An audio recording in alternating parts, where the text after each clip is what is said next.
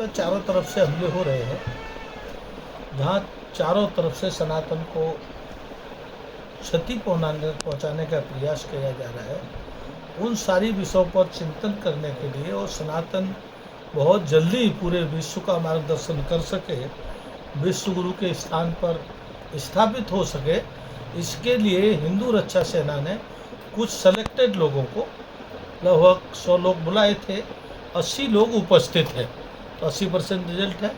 तो उनका एक चिंतन शिविर रहा, जिसमें सभी विषयों पर चर्चा हुई, साधु संतों की समस्याओं पर भी, मठ मंदिरों की समस्याओं पर भी, और विशेष रूप से सबने माना कि हमारे मठ मंदिरों की दुर्दशा बढ़ती जा रही है और इसके कारण से हिंदू के साथ जो दुर्व्यवहार हो रहा है और वो निरंतर बढ़ रहा है, रुकना चाहिए और मठ मंदिर ठीक होने चाहिए।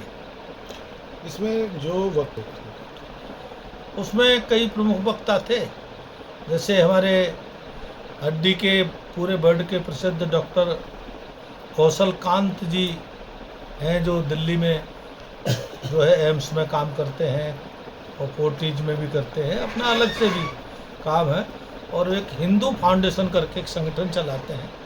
तो विशेष रूप से उन्होंने हिंदुओं के मठ मंदिरों की दुर्दशा पर बड़ा विस्तार से समझाया और उनको ठीक करना जरूरी है। सनातन अगर ठीक करना है तो मंदिरों को ठीक करेगा जाएगा, ऐसा विषय उन्होंने रखा।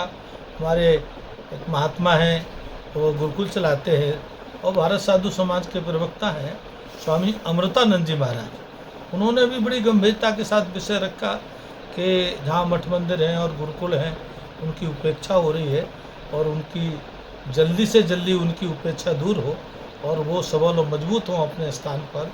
ऐसे सनातन संस्कृति के कई बिंदुओं पर चर्चा हुई और अभी एक दूसरी बैठक भी होने वाली है 2-2:30 बजे से, उसमें भी चिंतन चलेगा।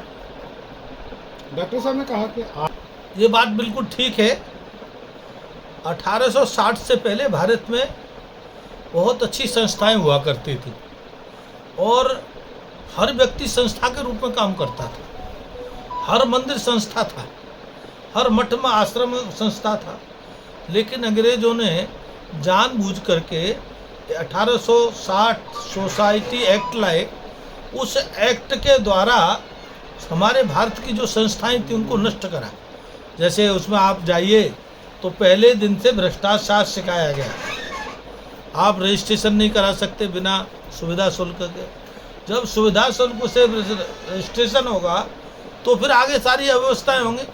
तो सोसाइटी एक्ट के नाम पर जो भारत की संस्थाएं ख़त्म की गई, ये वास्तव में बड़ा दुर्भाग्यपूर्ण है। उसी पर डॉक्टर साहब ने अपनी चिंता प्रकट की कि सब कुछ था लेकिन हमारी संस्थाएं बिगड़ी, संस्थाएं ठीक नहीं है। वर्तमान में संस्थाएं सही होनी चाहिए, मैं भी उसका पक्षधर हूँ कि संस्थाएं अच्छी होंगी तो सनातन निश्चित रूप से ऊंचाइयों को पहुँचेगा। हिंदू रक्षा सेना की अगली क्या रणनीति है? हिंदू रक्षा सेना पूरे देश में काम कर रहा है और आज 9 वर्ष पूरे हो रहे हैं। तो अक्षय तृतीया को 2017 में हमने इसकी स्थापना की थी और 9 वर्ष के काल में हम एक बात जानते हैं, आज पूरे विश्व में हिंदू रक्षा सेना के नाम से चिर परिचित हैं लोग। लगभग 14-15 प्रांतों में संगठन का गठन है और सभी प्रांतों में थोड़ा बहुत लोग हैं, लेकिन संस्था का गठन 14-15 प्रांतों में है।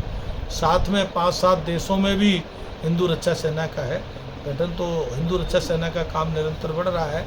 आज हम दूसरे सत्र में हिंदू रक्षा सेना का काम विस्तार की दृष्टि से नए गठन की प्रक्रिया भी करेंगे। चर्चा के साथ साथ में नवीन पदाधिकारियों की मनोनयन नियुक्ति का काम भी होगा ताकि हिंदू रक्षा सेना के काम में गति आए और उसकी गति की तीव्रता बढ़े।